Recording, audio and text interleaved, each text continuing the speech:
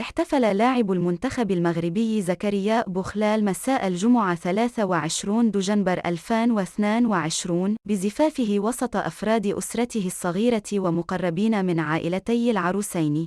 ونشر شقيق اللاعب المغربي زياد بوخلال على حسابه الرسمي على انستغرام صورة جمعته بأخيه في هذه الليلة الخاصة، في الوقت الذي تكتم العريس عن نشر أي صورة من هذه المناسبة الخاصة.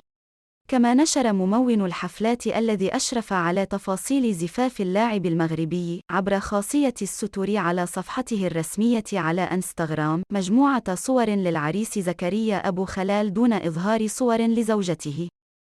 وكان لاعب المنتخب المغربي أثار أخيرا فضول متابعيه على انستغرام بعدما نشر إيموجي لخاتم زواج ضمن المعلومات الشخصية الواردة في حسابه الرسمي على التطبيق ذاته، قبل أن يتم الإعلان مساء اليوم الجمعة عن حفل زفافه عبر حساب شقيقه على انستغرام.